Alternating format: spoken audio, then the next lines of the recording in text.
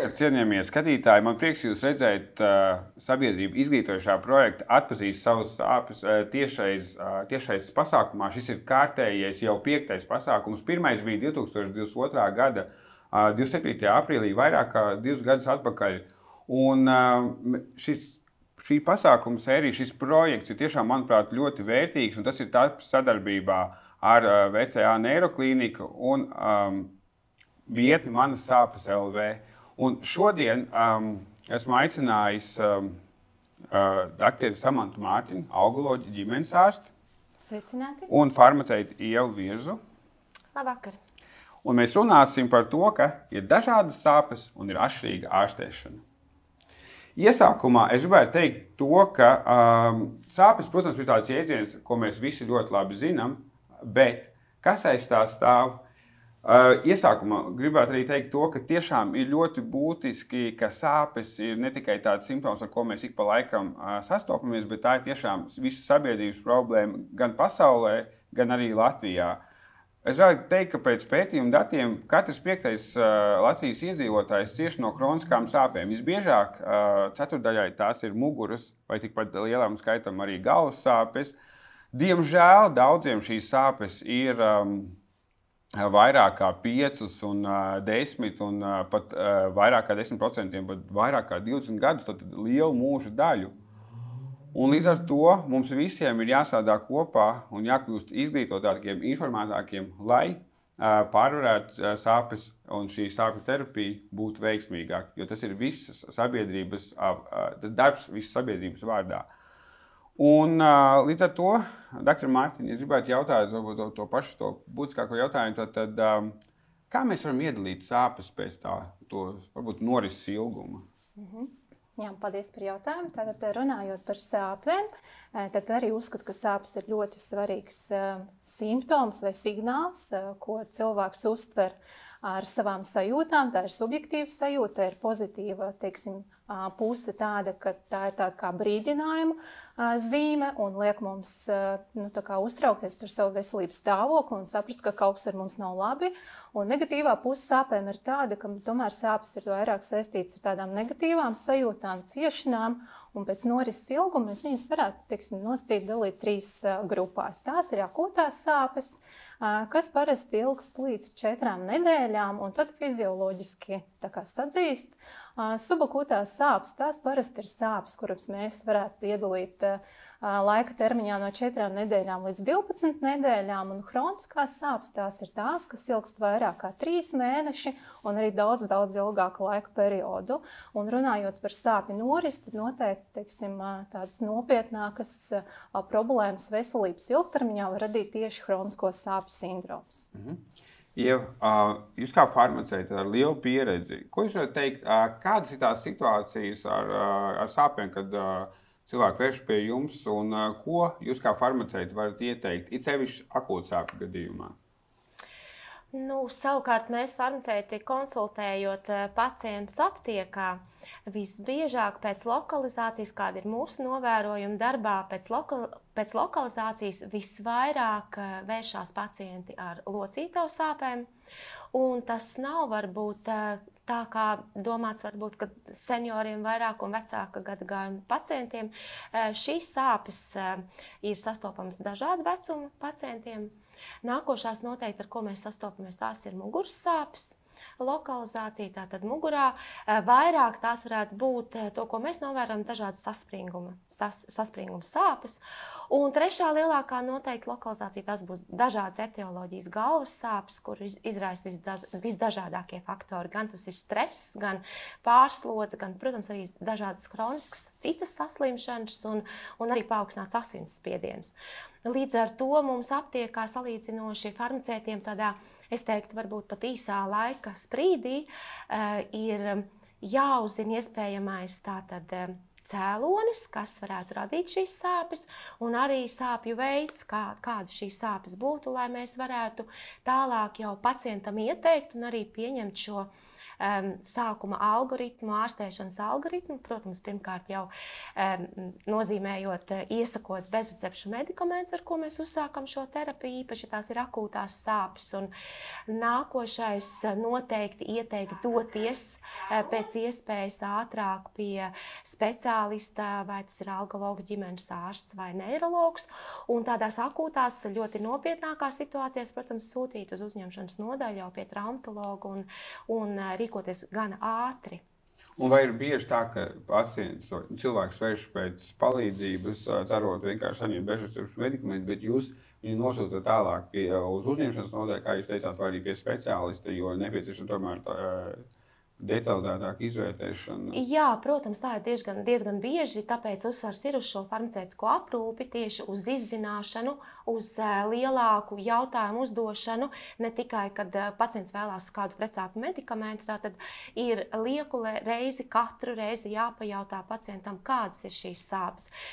Varbūt šis jautājums arī tāpēc lielisks ir šis raidījums, lai arī ne tikai mēs, kā speciālisti, katrs savā jomā, lai mēs varam izskaidrot šīs sāpes, bet arī, lai pacients varētu izprast un mums labāk pastāstīt, tad, kad mēs ar viņu sarunājamies par savām sajūtām, lai mums būtu vieglāk pieņemt lēmumu, kāda veida sāpes tās varētu būt. Un tad turpinot par tām sāpju to iedalījumu vai dažādiem aspektiem, es gribētu, Dr. Mārtiņ, jums jautāt, kādas tad varbūt, kā mēs varam vēl sadalīt sīkāk, kādas ir sāpes? Runājot, teiksim, par sāpēm, mēs, protams, viņas varētu iedalīt pēc lokalizācijas, un kā jau Ieva teica, ja, mēs varētu iedalīt, pieņemsim, tīri pēc anatomijas. Tās varētu būt galvas sāpes, tās varētu būt sejas žokļu sāpes, tās noteikti ir muguras sāpes, locītuvu sāpes. Sāpes, protams, varētu būt arī iekšējo orgānu, teiksim, kaut kādu audu bojājumu vai saslimšanas dēļ, asinsvadu, teiksim, saslimšanu dēļ, ja. Tā kā sāpes var arī skart mīkstos audus, ja, tie paši muskuļi, cīpslas, saites, kas var būt iesaistīti, un arī citi, teiksim, šie saistaudi, kas var būt iesaistīti. Ja? Un runājot par šo izcelsmi vai etioloģiju, ja, tad, protams, biežāk, teiksim, akūtas sāpes ir traumas rezultātā radītās sāpes, ja? Akūtas saslimšanas radītās sāpes, ja? Teiksim, no etioloģijas arī tās var būt sāpes, kas ir radušās kādu operāciju rezultātā, ķirurģiskas iejaukšanās rezultātā, kādu manipulāciju radītās sāpes. Ja? Tā kā sāpju iedalījums šeit mums ir diezgan plašs. Vai no sāpju tā veida mēs varam pateikt, kāds ir tas viņu cēlonis? Jā, principā mēs sāpes iedalām divās lielās grupās. Kā pirmā grupa tās ir nociceptīvās sāpes, kas saistīts ar konkrēti nocireceptoru kairinājumu. Ja tas ir, teiksim, receptoru bojājums, ja, vai, teiksim, receptors, kas ir kairināts un dod šo te sāpju signālu mums, ja, tad nociceptīvās sāpes principā ir audu bojājumu vai saslimšanas radīts bojājums, ja, kas rada sāpes. Un šeit, principā, mēs varam pie šīm sāpēm piedēvēt tādas sāpes kā locītavas sāpes, tās var būt muguras sāpes, tās var būt mīkstaudu bojājumas sāpes, ja, tās, ko es iepriekš arī nosaucu. Tās ir visas deģeneratīvas saslimšanas, tās var būt reumatoloģiskas saslimšanas, kas var dot šo sāpju sindromu. Ja. Otrs sāpju veids ir neiropātiskās sāpes. Un šīs sāpes atkal atšķirās ar to, ka šeit ir iesaistīta kādu nervu struktūru vai nervu auda bojājums. Ja? Tās var būt kāda viena vairāku nervu bojājums, tā tie varētu būt arī bojājumi, kas radušies, teiksim, herpes radītu nervu struktūru bojājumi, ja postherpētiskās sāpes. Tās var būt sāpes, kas ir radušās cukura diabēta slimības rezultātā, jeb kā komplikācija. Ja? Tā kā šīs visas sāpes varētu mēs nodēvēt par neiropātiskām. Un kopumā, ja mēs redzam, ka ir gan nociceptīvās sāpes, gan arī neiropātiskās, tad tās mēs jau saucam par jaukta tipa sāpēm. Un tad tās varētu būt diezgan tipiskas, piemēram, pēc insulta. Tās var būt tipiskas onkoloģiskiem pacientiem. Tās var būt arī galvas sāpes ar jauktu ģenēzi. Ja? Tās var būt arī muguras sāpes, kur iesaistīts gan šie nocireceptori, gan arī nervu struktūras. Ja? Kādi var būt, teiksim, sāpes provocējošie faktori? Runājot par sāpju provocējošiem faktoriem, tie varētu būt diezgan daudz un dažādi. Kā primāriem, man liekas, ir diezgan svarīgi saprast, ka šie provocējošie faktori var būt saistīti gan ar cilvēku šiem bioloģiskiem, fiziskiem faktoriem, tad pacienta vecums, dzimums. Jā, mēs zinām, ka pacientiem ar gadiem rodas šīs deģeneratīvās, jau saucamās novecošanās pazīmes, kā rezultātā ir locīta uzkrimšļu bojājumi, ja, mīksta audu bojājumi, cīpslas, saites. Ja. Tas ir viens no faktoriem. Ja. Otrs faktors, protams, ir jāņem vērā cilvēku fizioloģiju, cilvēku, kuriem ir iedzimtas dažādas dažādi anatomiski defekti, ja, viņi arī ir vairāk pakļauti, teiksim, sāpju sindromam.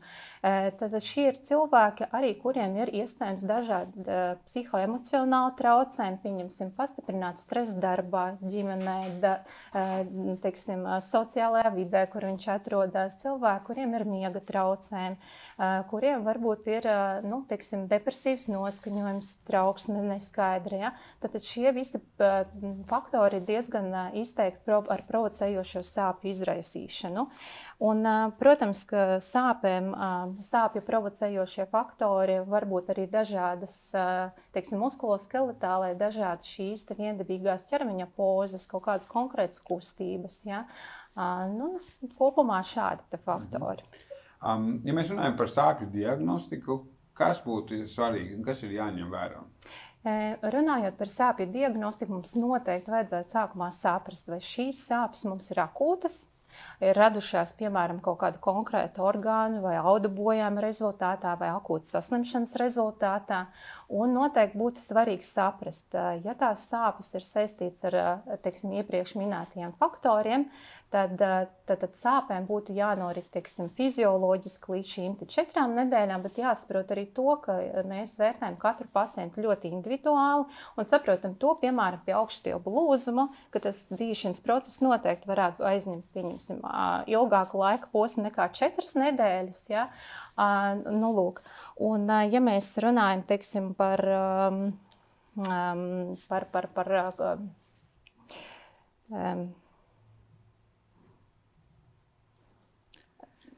es atvainojos par diagnostiku, teiksim, šīm hroniskām sāpēm, tad šīs parasti process ir diezgan sarežģīts, jo mums ir jānoskaidro, vai sāpes ir radušās kādas vienas struktūras vai vairāk struktūru bojājuma rezultātā, ilgstošas slimības rezultātā, vai tam visam, teiksim, ir arī kaut kāda pavadoša simptomi. Ja?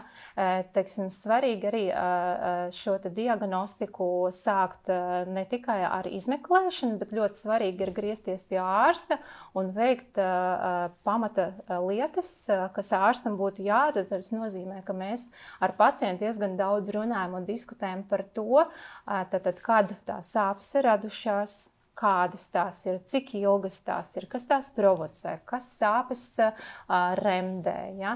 Kādi medikamenti vai kādas, teiksim, ārstēšanas metodas iepriekš ir pielietotas, ja? Kādi speciālisti ir konsultēti, pie kā ir griezušies pacienti, vai ir veikti jebkāda veida izmeklējumi, vai tie ir, teiksim, kādi laboratoriju izmeklējumi, vai tie ir kādi, teiksim, rengenoloģiski izmeklējumi, kompjūters, magnētiskā rezonanse, vai varbūt tie ir kādi vizuālās izmeklēšanas metodas, ultrasonogrāfija, piemēram, vai kāda, teiksim, elektroneirogrāfija, teiksim, ja ir aizdomas par kādu nervu struktūru bojājumu. Tad diagnostika ietver diezgan plašu šo izmeklēšanas plānu konkrēti hroniskiem pacientiem. Es gribēju jautāt par sarkanā karoga simptomiem. Tā saucamiem brīdinošiem simptomiem. Ko jūs varat pateikt un kas tie tādi ir? Tātad sarkanā karoga simptomi, tas nozīmē, ka tās ir sāpes ar konkrēti pavadošiem simptomiem, kas mums liek neatliekami vai steidzīgi griezties pēc palīdzības. Tad, runājot par šiem simptomiem, tad kā varam mēs minēt, ka tās, piemēram, ir kādas akūtas sāpes, kas ir spontāns, ļoti intensīvs, kas rodās, piemēram, miera stāvoklī, vai, teiksim, ir pavadošie simptomi tādi kā apziņas traucējumi, paaugstināta temperatūra, ja? Vai varbūt, teiksim, kāda orgānu funkcija traucējumi, pēkšņi jūšanas traucējumi vai redzes zudums. Ja? Tie ir simptomi, kas liek mums uztraukties par veselības stāvokli, jo tie var apdraudēt arī dzīvību. Diezgan, teiksim, nopietna pacientu grupa, kam būtu jāpievērš uzmanība ar šādiem akūtiem sāpju, ar šīm sāpju izpausmēm, pieņemsim, ir pacienti, kas ir gados jauni līdz 18 gadiem, pēc 50 gadu vecuma. Tie ir pacienti, kas ir imunokompromitēti. Tas nozīmē, ka viņi saņem kādu ārstēšanu, lai mazinātu imunosistēmas aktivitāti. Tie noteikti ir pacienti, kas ir ar diagnosticētām onkoloģiskām slimībām, arī grūtnieces. Ja? Šī pacientu grupa ir diezgan būtiski jānovēro, ja parādās kādas šādas sūdzības. Ja? Pacienti, kuriem, piemēram, parādās pēkšņš vājums, piemēram, vai kustību traucējums, urinācijas, vēdera izejas traucējumi, ja? Tie ir ļoti nopietni simptomi, kas var, teiksim, arī prasīt cilvēka dzīvību. Jā, tad cienījami skatījumi, atcerieties, ka sāpes var būt kā tiešām simptoms, kas papildus ar citiem simptomiem liecina par kādu draudošu, bīstamu veselības stāvokli, un tātad, ja jums tiešām ir vēl kādi citi sāpes paudoši simptomi, kas jau šeit tik minēti, tad tiešām jāgriež pēc palīdzības neatliekami. Savukārt, Ieva, es gribēju jautāt jums, kā farmaceits var iesaistīties kronisku sāpju pacientu aprūpē tā, lai tas varbūt tas sākotnējais posms, kad ir vairāk tādas diagnostikas šie momenti nepieciešami, un tad ir tā pēcāk jau, kad ir tiešām terapijas saskaņošanas momenti, lai šis rezultāts terapijā būtu efektīvāks? Jā, to, ko mēs novērojam ikdienā, ar pacientiem aprunājoties un konsultējot, tā tad nav pietiekami saņemt speciālista konsultāciju, nav pietiekami saņemt medikamentu no farmaceita aptiekā.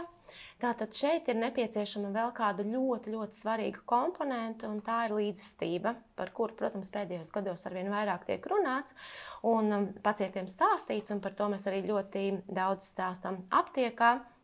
Tas ir mūsu viens no tiešajiem pienākumiem. Un līdzestību mēs saprotam ar to, ka pacients aktīvi iesaistās šajā procesā. Tātad, protams, ka viņš dara visu to, ko ārsts ir nozīmējis, tātad izmeklējums attiecīgos. Mēs tā kā domājam, ka viņš dara tā, ka tā līdzestībai vajadzētu tādai būt. Ja? Tātad lieto pareizi medikamentus. Tātad fiziskās kustības ir tāds, kā ārsts ir teicis, vai nu tās ir tiešām lielākas vai mazākas, viņš ievēro šos norādījumus. Un tā ir tāda aktīva darbība, tā nav pasīva darbība. To, ko jau es sākumā teicu, par maz ir par to, ka tiešām mēs esam bijuši pie lieliska speciālista vai aptiekā pēc medikamentiem. Un šajā aktīvajā darbībā, kā piemērs, varbūt kāda neliels tāds ieskats, par kuru mēs arī runājam ar saviem pacientiem, par to, ka kaut vai tāda maza pašsaprotama lieta kā optimāls ūdens daudzums katru dienu, kas tiek uzņemts, un īpaši svarīgi tas ir hronisko saslimšanu un hroniski lietojot kādus medikamentus, tam ir ļoti liela nozīme. Ja? Jo, kā mēs zinām, tātad optimāls ūdens daudzums, šķidruma daudzums optimāls, tad uzlabos mums asinsriti, medikamenti labāk strādās, biopieejamība būs labāka, tātad mēs sagaidām labāku efektu. Savukārt blaknes, par kurām pacienti ļoti bieži ir noraizējušies un īpaši lietojot ilgstoši, īpaši arī ārsts saka, ka jālieto šis medikaments būs ilgi vai visu atlikušo mūžu. Tātad šīs blaknes iespējami varētu būt mazāk izteiktas, ja, jo tātad tiek uzlabota mūsu gan nieru, gan aknu darbība. Un tas, ko mēs arī novērojam savā darbā, ka ja pacientiem šis ārstēšanas kurs ir salīdzinoši tāds īsāks, nu, teiksim, 7, 14, 20 dienas, tad šī līdzestība, varētu teikt, ir lieliska. Pacienti atnāk, izlieto šos medikamentus un viss ir kārtībā, bet tā līdzestība strauji mazinās, ja šie medikamenti ir jālieto ilgstošāk jau un varbūt tiešām vairākus gadus pēc kārtas. Tad mēs jau novērojam sarunā ar pacientu, ka gan patvaļīgi tiek mainītas devas, tās pārsvarā tiek mazinātas. Tās tiek mazinātas, un tad, kad jau atkal atkārtojas šīs lielās sāpes, tās tiek dubultotas un visticamāk izpaužās vairāk blaknes. Tātad intervāli tiek mainīti patvaļīgi. Ja? Līdz ar to tas ir tas brīdis, kad mazinās šī līdzestība un varbūt pēc kā jau ejot tālāk pie ārsta atkal atkārtoti jau tiek stāstīts par to, ka dakteri man šīs zāles īsti nestrādā un nedara. Un īpaši aktuāli, protams, tas ir pacientiem, kuriem ir polifarmācija, tātad, kur lieto vairākus medikamentus, tātad nav tikai viena šī saslimšana, šis sāpju simptoms, bet ir arī kāds, vai diabēts, vai astma, vai kāda cita hroniska saslimšana. Tātad šeit jau mēs skatāmies kompleksi, ja, kā šos medikamentus lietot un regulāri lietot pareizi, jo, ja mēs gribam sagaidīt pareizu efektu, tad, protams, mēs kā farmaceiti saprotam, tā ir noteikta deva, zinātniski pierādīta deva, kura strādā pie noteiktām sāpēm un ne mazāka, ne lielāka, kā to ir noteicis ārsts. Jā, paldies par skaidrojumu. Es gribētu pāriet pie sāpju ārstēšanas. Dr. Mārtiņ, tad mēs zinām, ka ir nemedikamentozā, medikamentozā ārstēšana, tad ir dažādas pieejas, ir arī daudz inovatīvas metodas, ko varētu pielietot. Sāksim ar medikamentozo terapiju. Vai jūs varat pastāstīt detalizētāk? Dažādi sāpju veidi, dažādi medikamenti. Jā.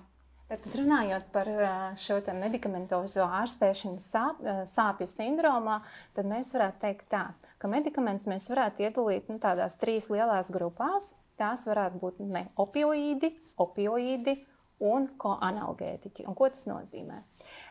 Neopioīdi ir biežāk izmantojamie medikamenti, īpaši akūtu, sāpju ārstēšanā. Tos izmanto galvenokārt, pacienti arī reizēm bez ārsta nozīmēm. Ir akūtas sāpes, griežās, dzer medikamentus, pieņemsim zobu sāpes. Ja? Tātad no šiem neopioīdu grupas medikamentiem, piemēram, pieder šie paši nesteroīdie pretiekaisuma līdzekļi, ja? Kurus diezgan plaši izmanto arī pacienti, kā jau es teicu, bez ārsta norādījuma. No neopioīda medikamentiem visiem labi zināms ir arī šīs pats paracetamols. Ja? Retāk varbūt izmanto metamizolu, ja? Bet atceramies to, ka ārstējot arī akūtas sāpes, šie medikamenti ilgstoši un ilgā termiņā var dot diezgan nopietnas blakus parādības. Otra grupa ir šie opioīdi, ja, un tos biežāk nozīmē un ārstē, vairāk šīs hroniskās sāpes, onkoloģiskās sāpes. Tie ir paredzēti principā tādam ilgstošākam, laika termiņam, ko varētu lietot droši. Ja. Tie varētu būt arī šie paši hroniskie sāpju pacienti, kuriem ir šīs muskuloskeletālās problēmas, kām ir arī neiropātiskās sāpes, ja? Bet neiropātiskām sāpēm tomēr tipiskāk, kā vēlāk stāstīšu, arī ir citi medikamenti. Ja? Un koanalgētiķi tie ir medikamenti, kas pastiprina, ja potencē pretsāpju darbību, jo, piemēram, ārstējot sāpes, mēs zinām, ka mums ir daudz dažādi citi pavadoši simptomi, ja? Piemēram, tādi kā muskuļu spazmas, palielināt muskultūras tonus, mums var būt miega traucējumi, mums var būt depresija, mums var būt trauksme. Ja?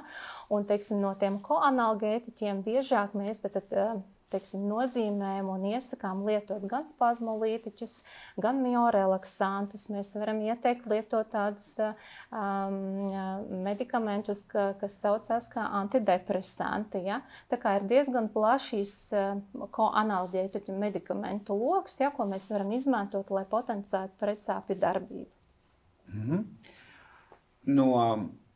Farmaceita viedokļa, kā tas ir? Mēs daudz zinām, ka ir medikamenti, kas ir piemēroti tiešām īsai lietošanai. Cik bieži tiešām cilvēki ir gatavi šo ņemt vērā, un kāds ir tas darbs, lai to skaidrotu?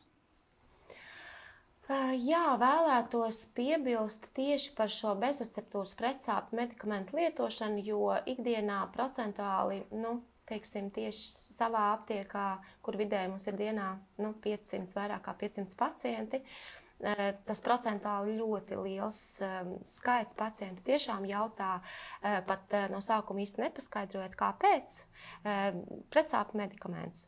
Līdz ar to gribētu vērst tādu uzmanību, ka, ja mēs aprunājamies ar pacientu un pajautājam par šo sāpju ilgumu vai kāpēc šīs sāpes un kāda veida sāpes ir, tad parasti mēs iesakām, ja pacientam tiek ieteikts šis bezreceptūras medikaments, parasti mēs tomēr iesakām sekot līdz savām sāpēm, saprast, vai šīs sāpes mazinās, vai viņas kaut kā mainās, kāda ir šo sāpju dinamika, lai saprastu tajā brīdī, ja pacients ir ienācis pie mums, pārsvarā, protams, bezreceptūra iegādājas tiešām ar akūtām sāpēm, ja pacients iegādājas šo medikamentu, lai viņš arī pats varētu sekot šiem sāpju dinamikai līdzi un saprast, kādā brīdī. Tātad, ja nedēļu, maksimums 2 nedēļu laikā šī sāpju dinamika uzlabojas, viņa mazinās un pacients drīkst arī samazināt pats devu, un tas pat ir ieteicams, ja, tad ar galveno noteikumu, lai pacients saprot, ka ja šis process ir garāks un ilgāks, tad noteikti vajadzētu vērsties pie speciālista. Jo, ja mēs tiešām arī palasītu bezreceptūras pretsāpju medikamentu anotācijas, visur būs norādīts, ka tātad mēs tiešām varam droši lietot 5, 6, 7 dienas pretsāpju medikamentu, bet noteikti, ja sāpes nemazinās, vajag doties pie speciālistu uz konsultāciju. Līdz ar to, protams, to, ko pacienti visbiežāk jautā, protams, kā jau doktori minēja, paracetamols, kurš varbūt mazliet ir piemirsts, bet skaitās viens no salīdzinoši drošākiem medikamentiem tādu akūtu sāpju gadījumā, jo to var lietot, nav tik alerģisks, jā, tādā ziņā, ka var lietot alerģiski pacienti, gan tiem, kam ir, teiksim, astma, gan tiem, kam ir, nosliec uz kādu alerģiju, bet ilgtermiņā lietojot, lai arī viņš ir drošs un pat grūtniecis var un mazi bērni to lietot, ilgtermiņā lietojot, tomēr šī hepatotoksicitāte un ietekme uz nierēm nav tik pozitīva, līdz ar to ilgstoši mēs nevaram to lietot. Un varbūt otrām kārtām gribētu teikt arī par ibuprofēnu saturošiem medikamentiem, kuri varbūt tā savā ziņā ir numur 1. Tad, ko pacienti vēlās iegādāties, arī šeit ir jārēķinās ar to, ka šim medikamentam ir gan ulcerogēna darbība, tad nelabvēlīga ietekme uz kuņģa zārnu traktu, gan arī fotosensibilizējošas īpašības, kuras noteikti ir ļoti svarīgi tieši vasarā lietojot šo medikamentu, mēs varam ļoti kairināt savu ādu. Līdz ar to, lai arī cik droši būtu šie bezreceptūras medikamenti, vienmēr ar jautājumiem vajag vērsties pie mums, mēs pastāstīsim, kuru katrā akūtā sāpju gadījumā būtu ieteicamāk lietot.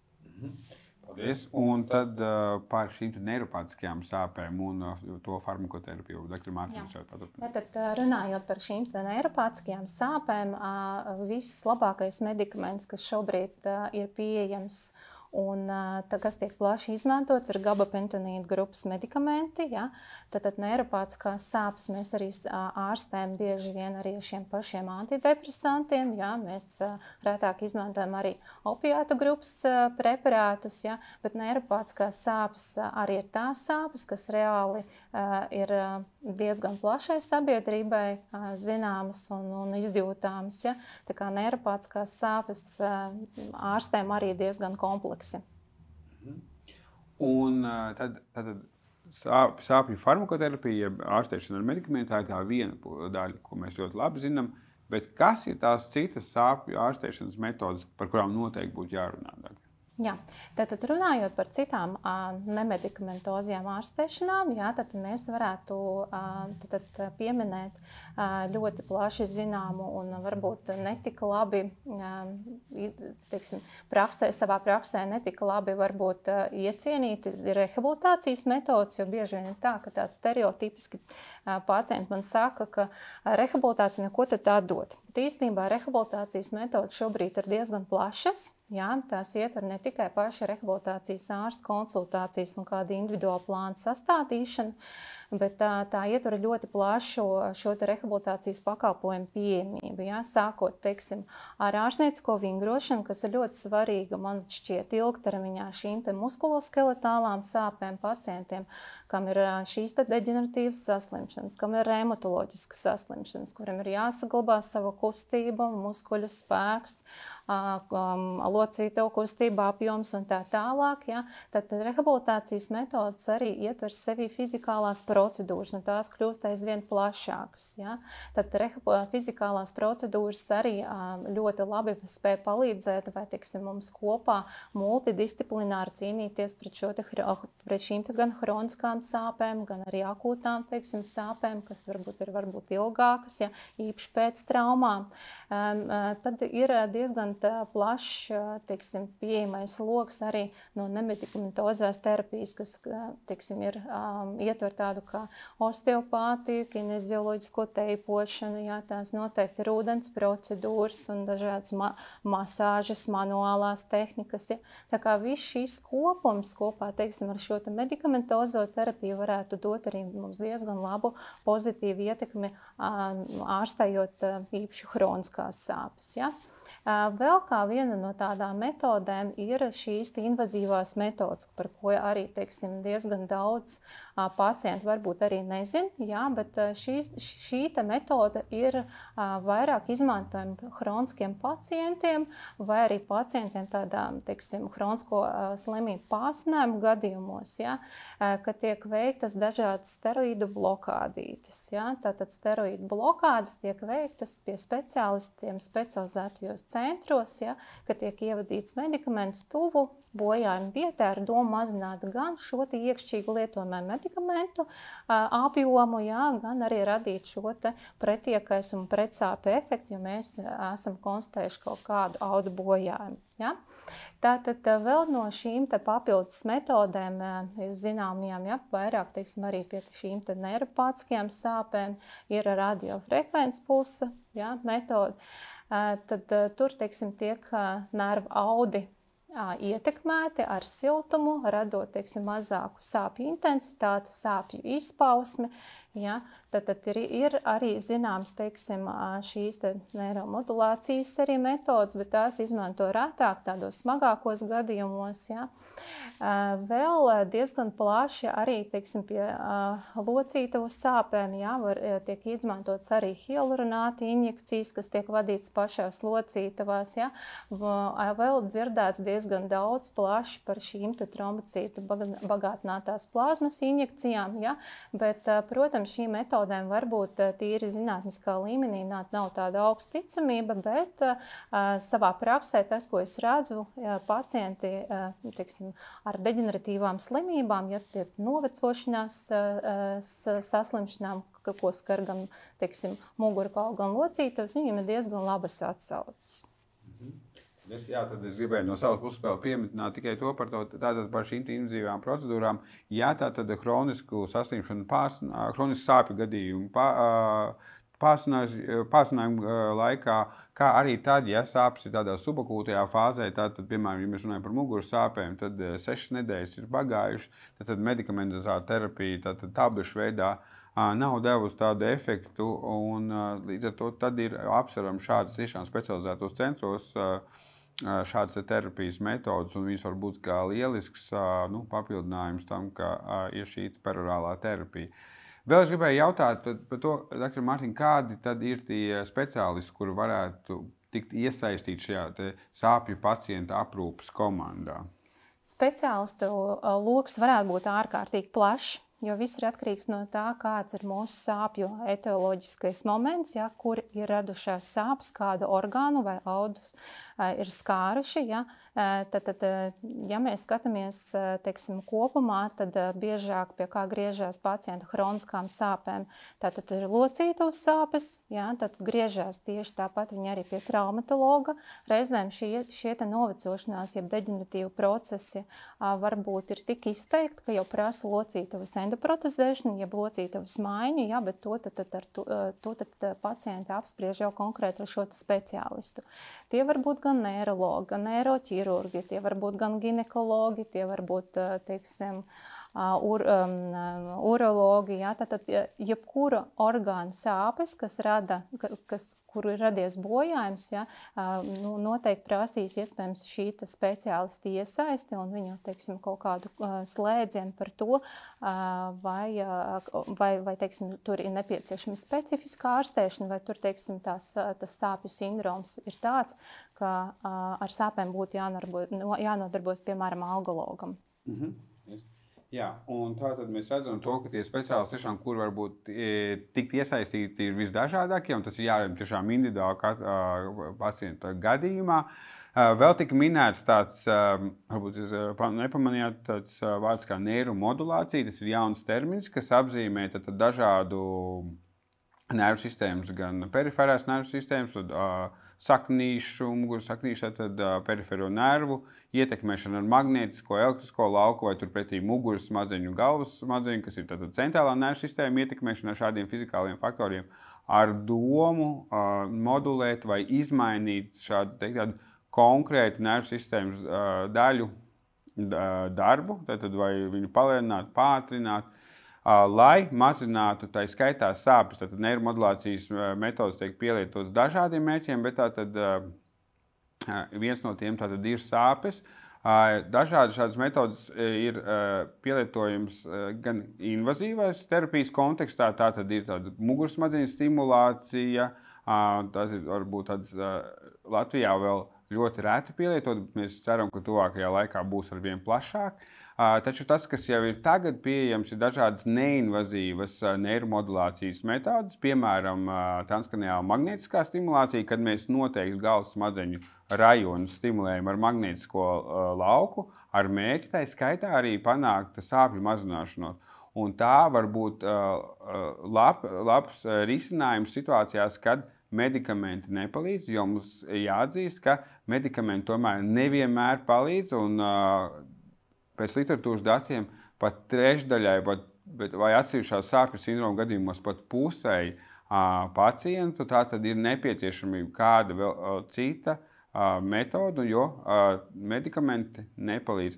Bet atcerieties, ka tā tad ir alternatīvas. Tāpat arī transkraniāla līdzstrāvu stimulācija, arī tā tad galvas smadzeņu virsmas noteiktas zonas tiek stimulēts ar elektriskā lauka palīdzību.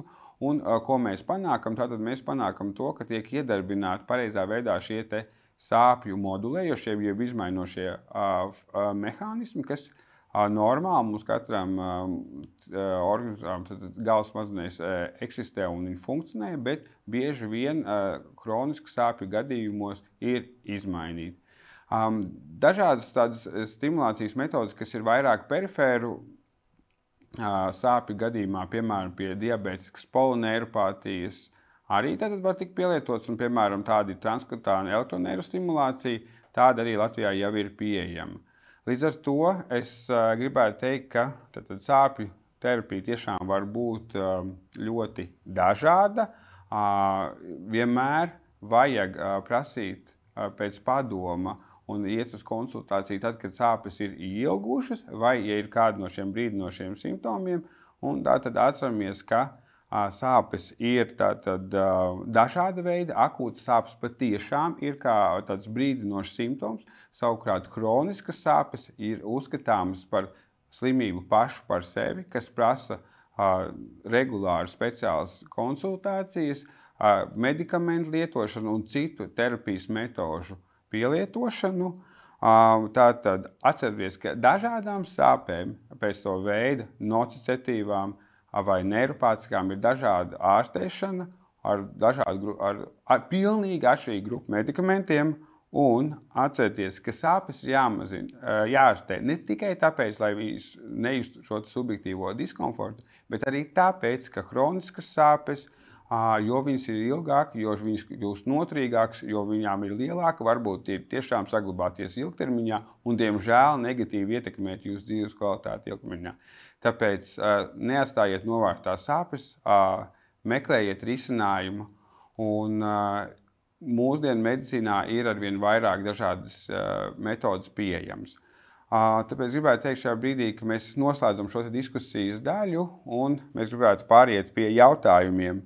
Un pirmais jautājums tātad ir, tāds, kā atšķiras sāpes labajā ciskā un kājā, ja ir muskuļu sastiepuma problēma vai starpskemējas trūces rezultātā saspiedz nervus? Jā, tātad, ja mēs tikai dzirdam šādu informāciju, kas ir diezgan neliela, ļoti tāda ierobežota, tad izprotu divas lietas. Tātad muskuļu saspringzinājums, sastiepums, tā parasti ir tāda lokāla, vietēja audu bojājuma reakcija, un tai parasti ir visdrīzāk būs tāds īsāks atvesļošanās laiks. Savukārt, tad, kad ir runa par mugurkaula starpskriemeļa diska problēmām ar iespējams saknīšu bojājumu, tad tur varētu būt nedaudz savādāka klīnika, jeb respektīvi klīniskās izpausmes, un arī šīs sāpes varētu būt ilgākas. Ja? Tāpēc svarīgi, lai tad saprastu, kas no šīm problēmām ir aktuāli, būtu, protams, vērsties pie ārsta, kas arī apskates laikā, konsultācijas laikā varētu no pacienta iegūt šo informāciju par sāpju ilgumu, ja, par sāpju, teiksim, izplatību, vai šī sāpe, teiksim, ir tikai vienā konkrētā ciskas apgabalā, kā tur bija rakstīts, vai varbūt tomēr tā sāpe ir visas kājas garumā, ar jūšanas traucējumiem, ar kustību traucējumiem. Ja? Kādi ir šie provocējošie faktori, kādi ir sāpju remdējošie faktori. Ja? Tad, vai varbūt ir bijušas kādas traumas iepriekš dzīvē, vai ir saslimšanas bijušas kādreiz dzīvē. Un iespējams, ka uz šo jautājumu varētu atbildēt precīzāk, ja? Teiksim, tieši šī ārsta apmeklējuma rezultātā. Jā, skaidrs, labi. Un tātad atceramies to, ka tātad ne visas sāpes, kas izturo no muguras, lejas daļas, jostas daļas pa kājām, ir tātad saistīts ar šo diska trūces izraisīt muguras saknīšu nospiedumu. Tas tāds ļoti būtisks moments, kas nosaka arī tālāko taktiku un tā skaitā arī medikamentozo ārstēšanu. Nākamais jautājums. Pirms pusgada salauza rokas plaukstu, taču joprojām ik pa laikam izjūt īsas sāpes. Vai tas ir normāli un kas man būtu jādara? Tātad mēs saprotam to, ka trauma ir bijusi pusgadu atpakaļ, vairāk kā 6 mēneši, un tomēr pacients izjūt sāpes. Tā sāpes nav pastāvīgas, bet īsas. Un es saprotu, ka periodiskas. Tas nozīmē, ka šim pacientam iespējams šīs traumas rezultātā ir radies ieildzis audu bojājums. Un šeit ir jautājums, vai pēc traumas anatomiski lūzuma vietas ir pareizi sadzījušas, vai teiksim, pēc šīs traumas nav radušās kādas komplikācijas, jo plauksta kā tāda locīta ir sarežģīta, tur nav tikai kaula, mīksti audi, tur arī asinsvadi un nervi. Ja? Tad principā šim pacientam es noteikti būtu ieteikusi griezties arī pie ārsta, lai varētu pirmām kārtām izmeklēt šo pacientu, iespējams uztaisīt kāds papildus izmeklējums, ja?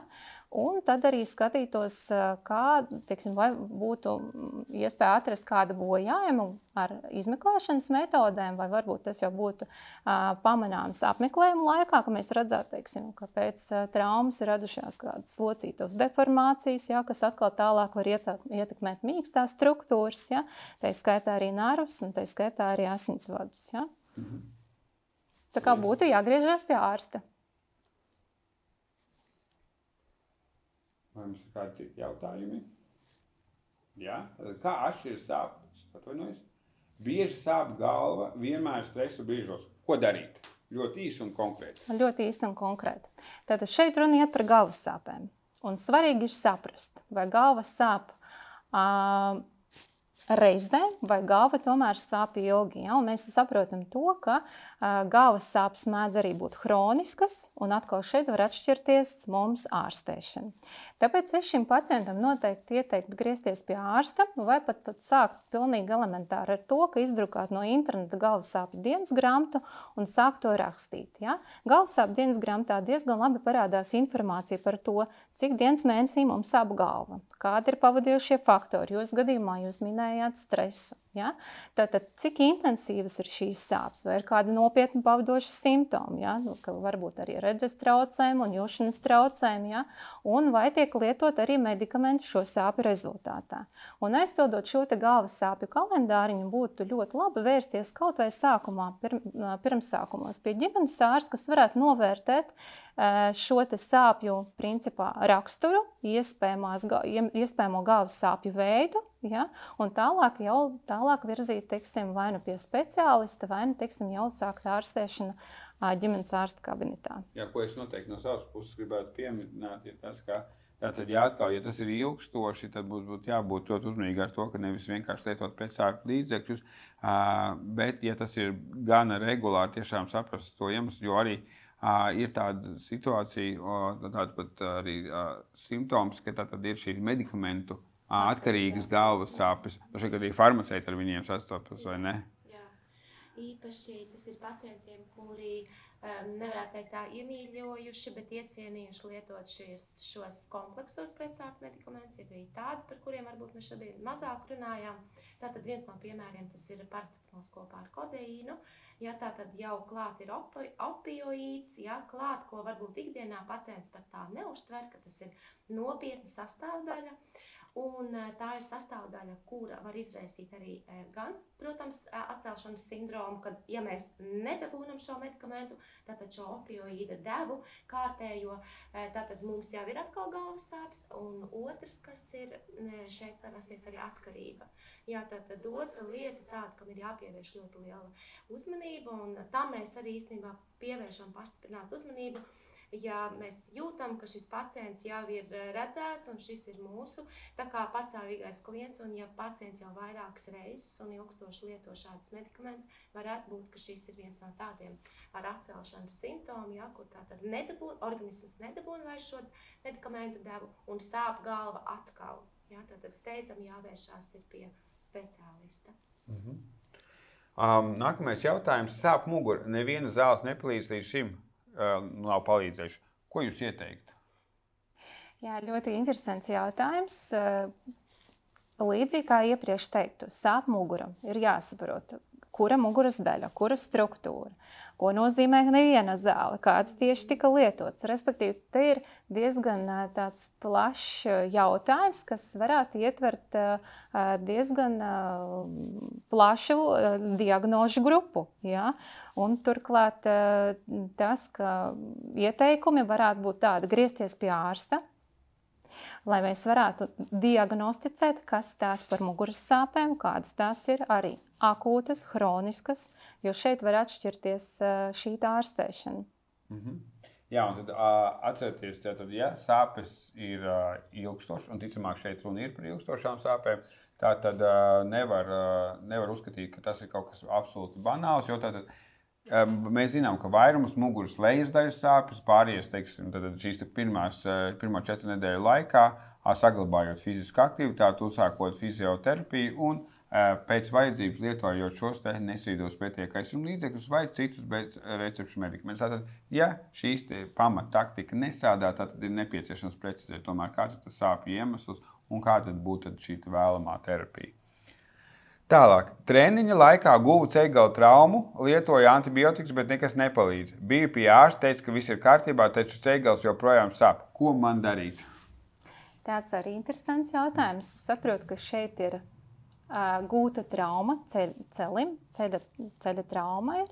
Nav skaidrs, kāpēc tika lietots antibiotikas, vai tā trauma bija vaļēja, slēgta, jeb kāda cita veida. Nav izprotams, kāpēc tika nozīmēts antibiotikas. Arī jautājums, pie kura ārsta pacients ir griezies. Ja? Tātad, ja ir bijusi jebkāda veida trauma un tā nav pārgājusi, pieņemsim, šo 4 nedēļu laikā, ir jāgriežās pie ārsta, jāveic iespējams papildus diagnostika, ir nepieciešams tālāk iesaistīt arī kādu speciālistu. Ja? Tātad šī problēma visdrīzāk prasīs tālāko izmeklēšanu, lai varētu saprast, kāda varētu būt tālākā pareizākā taktika ārstēšanas izvēlē. Tad tas speciālists būtu traumatologs. Var sākt ar ģimenes ārstu. Jā. Labi. Tālāk. Man bieži parādās sāpes vēdrā pēc ēšanas. Esmu mēģinājis mainīt diētu, bet situācija neuzlabojas. Ko varat ieteikt? Jā, tad šeit es saprotu, ir sāpes vēderā, jā, kas rodās pēc ēšanas. Tad ir mēģināts ieturēt diētu, bet nekas nav uzlabojies. Tad šeit mēs varētu arī sākt tomēr ar ārsta apmeklējumu, jo iespējamās sāpes, un arī būt biežākās sāpes, kas rodās pēc ēšanas, ir augšējā gramošanas trakta gļotāts bojājums, kas var radīt sāpes. Lūk, bet, teiksim, šeit ārstēšana varētu noteikti nebūt ibumetīns, jā? Līdz ar to te prasās iespējams papildus kāda endoskopiska izmeklēšana, jā? Un tālāk būtu pareizās terapijas izvēle. Jā? Skatītāji, lūdzu atcerieties, ka tātad bieži vien vēdera sāpes var būt saistītas ar šo kuņģa čūlu vai citiem bojājumiem kuņģa traktā, kur tieši šie nestrīdie pietiekaisuma līdzekļi, kas ir tās pirmās izvēles medikamenti, var kaitēt. Tāpēc lūdzu vērsties pēc palīdzības un izmeklējieties, precizējot šo iemeslu. Bet mēs ejam tālāk. Jau vairākas dienas izjūtu spēcīgas sāpes muguras lejasdaļā, it īpaši pēc ilgstošas sēdēšanas. Vai varat ieteikt, kā rīkoties? Jā, šeit es saprotu, ka sūdzības ir tikai vairākas dienas, bet iespējams, ka ne ilgāku laiku posmu muguras lejasdaļā. Un te būtu arī jāsaprot, kā šīs sāpes rodās, vai tikai sēdot, jā, vai tur ir, teiksim, vēl kādas papildus sūdzības, varbūt kādi jušanas traucējumi, varbūt ir kustība ierobežojums mugurkaulā, jā. Kas var būt, teiksim, biežākais sāpju iemesls akūtu muguras sāpu gadījumā varētu arī būt šīs muskuloskeletālās sāpes, jeb muskuļu hipertonusa dēļ, jā. Tā kā šeit tas ir tāds diskutabls jautājums, varētu, protams, mēģināt lietot, iespējams, kādas lokāli lietojums pretiekaisuma ziedes, jā, kas mums ir pieejams plaši aptiekā bez receptūras. Bet ja šīs sāpes tomēr ieilgst vai parādās kādi blakus simptomi vai nedodos sarkanā karoga simptomi, tad noteikti būtu jāgriežās pie ārsta. Jā, labi, paldies. Tālāk.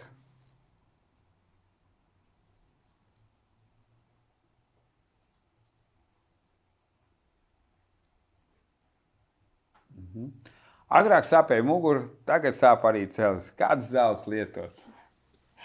Jā. Tātad šeit pacientam, es saprotu, agrāk sāpēja mugura, iespējams, ka tās bija ilgstoši muguras sāpes.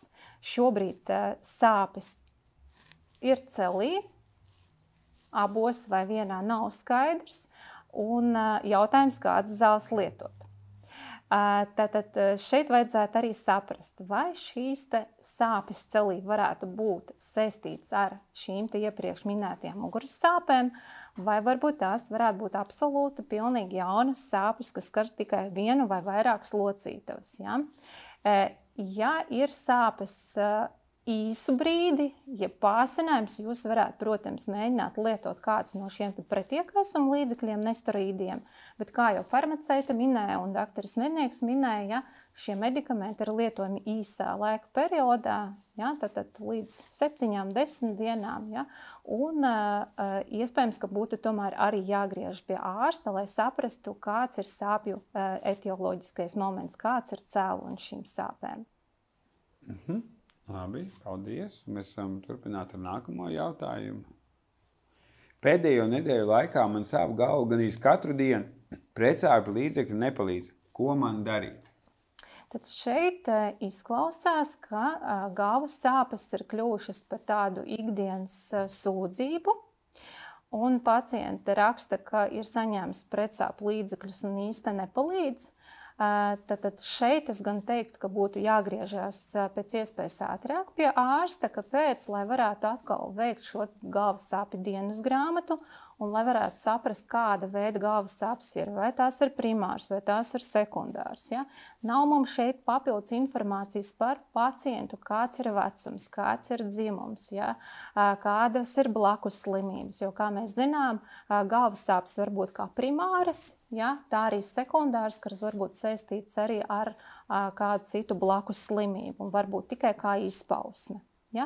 Tā kā ieteikt griezties pie ārsta, lai varētu apskats laikā konstatēt, teiksim, veikt pārbaudi un tādus elementārākos mērījumus un datus iegūt un tālāk veikt šo galvas sāpju monitoringu un tad diferencēt primārās galvas sāpes no sekundārajām. Jā, bet šeit es gribētu teikt, ka jebkurā gadījumā jāvērš pēc palīdzības, jo pat ja tās ir primārās galvas sāpes, tad šeit tiek lietoti pārāk bieži medikamenti, kas var izraisīt medikamentu atkarīgas galvas sāpes. Turklāt, ja tās ir parādījušās no jaunas, tās var liecināt par kādu citu saslimšanu, un tad arī, protams, būtu jāprecizē šis saslimšanas iemesls. Labi, tad mēs dodamies tālāk ar šādu jautājumu. Es jūtu sāpes locītavās, īpaši no rītiem. Tas sāks pēkšņi un sāpes nepāriet. Kāds varētu būt iemesls un kā to ārstēt? Tātad šeit es saprotu no jautājuma, ka sāpes ir vairākās locītavās un īpaši ir no rītiem. Ja? Sākas pēkšņi, iespējams, tad, kad cilvēks sāk kustēties, ja? Un sāpes tātad nepāriet. Šeit iemesli varētu būt daudz un dažādi, bet, teiksim, šīs rīta sāpes pēkšņas, sākot kustēties, ja, varētu arī liecināt arī par reumatoloģisku saslimšanu. Tāpēc šajā gadījumā es noteikti arī gribētu pacientu aicināt griezties pie ārsta, lai varētu saprast, kuras locītavas, cik daudz, ar kādiem pavadošiem simptomiem, ja, tad griezties pie ārsta, lai varētu noskaidrot to visu un nozīmēt tālāko šo diagnostiku un iespējamo ārstēšanu. Paldies! Mēs savukārt dodamies pie nākamā jautājuma. Pēc izslimot Covid-19 joprojām izjūt sāpes krūtīs un elpošanas grūtības. Vai tas ir normāli un kā man rīkoties? Jā, šīs jautājums ir diezgan interesants, jo šobrīd joprojām vēl tiek pētīts Covid-19 infekcijas komplikācijas, pēcinfekcijas sindroms un tā tālāk, kas arī diezgan kompleks ir.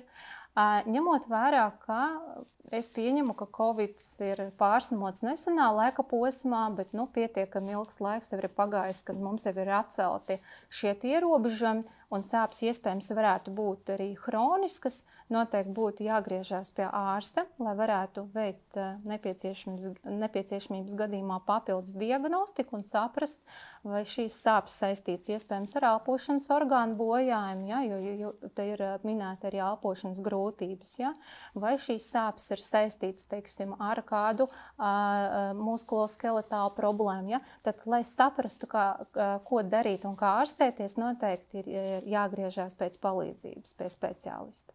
Jā, un tad es gribētu pieminēt no savas puses darīt, tad būtu svarīgi tomēr novērtēt objektīvu šo te elpošanas funkciju, arī tātad izvērtēt sirdsdarbības, dažādas rādītājas, ehokardiogramu, elektrokardiogramu tiešām, lai izslēgtu to, vai nav tur kādu šajās te orgānos kādu darbības traucējumu, jo, kā mēs zinām, diemžēl Covid var šādas te izraisīt.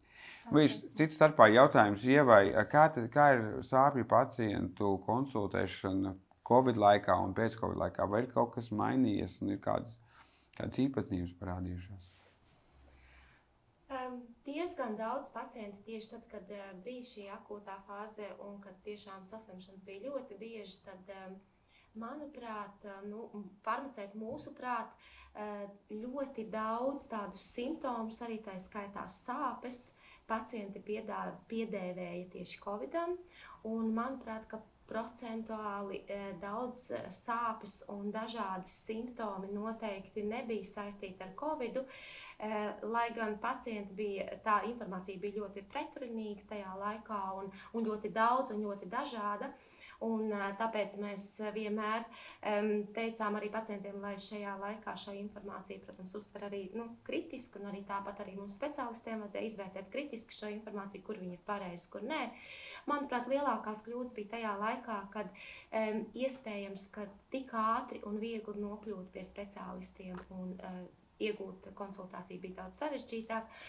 Salīdzinoši mēs strādājām, turpinājām strādāt bez brīvdienām, un tieši tāpat kā strādājām, mēs bijām viena no tām iestādēm, kur vienmēr bija vaļā un atvērta pacientiem. Līdz ar to mēs centāmies cik varējām konsultēt, lai tā būtu pareiza konsultācija, un mēs pareizi arī ieteiktu doties laicīgi pie speciālistiem, bet, manuprāt, tā lielākā atšķirība ir tā, ka, ja mēs jautājam par kādiem simptomiem, tad ļoti daudz pacientu teica, es zinu, ka tas man noteikti ir saistībā ar Covid. Vai tā bija? Domāju, ka varbūt nē. Un tā negatīvā puse ir tā, ka varbūt šajā laikā tika ielaistas kādas saslimšanas, kuras bija saistītas ar Covid, bet īstenībā tās bija pavisam cita veida. Paldies! Izslimoju 3 reizes Covid, pēc pirmās sākās elpošanas ceļu problēmas un nogurums. Atmiņas zudumi, īsti neizdodas atrast pareizo ārstēšanos. Kurp doties? Es gribētu teikt, ka es diezgan daudz sastopos tiešām ar pēc-Covid simptomiem, un neskatoties uz to, ka it kā pandēmija jau ir beigusies, tie cilvēki, kam saglabājušies simptomi, tie patiešām ir ar šām problēmām sastopas ilgtermiņā, un viņām ir nepieciešams risinājums. Ir, protams, 2 situācijas. Ir viena, kad ir šī slimība tiešām izraisīs kaut kādus orgānu audu bojājumus, kas ir ilgstoši paliekoši, un, diemžēl, ir arī otra grupa, kad ir jauniem cilvēkiem, kam ir šīs autoimūnās reakcijas, tad ir tāds, gan polineiropātijas veidā var izpausties, gan ar citiem veģetatīvās nervu sistēmas disfunkcijas simptomiem. Un tas ir bieži tiešām, kā es teicu, raksturīgs jauniem cilvēkiem. Un šeit šādas simptomas tomēr izmeklējot var precizēt un var uzsākt arī imūnterapiju. Un praksē ir vairāk tādu pacientu, tiešām var palīdzēt. Neskatoties to, ka pandēmija ir beigusies, diemžēl šī aktualitāte vēl saglabājas. Un tātad, protams, ir jāizmeklē šie pamatizmeklējumi, lai saprastu, vai nav vienkārši šīs disfunkcijas, bet ir jāvēršas pēc palīdzības, jo nevienmēr, bet dažkārt mēs tiešām varam palīdzēt. Un ar šo jautājumu arī gribēju noslēgt mūsu šīs dienas tiešais diskusiju. Es ceru, ka jums paliks prātā daudzas vērtīgas atziņas par sāpēm, par to, cik dažādas tās var būt, bet arī par to, ka mums ir pieejami dažādi risinājumi gan diagnostikas ziņā, gan arī terapijas ziņā.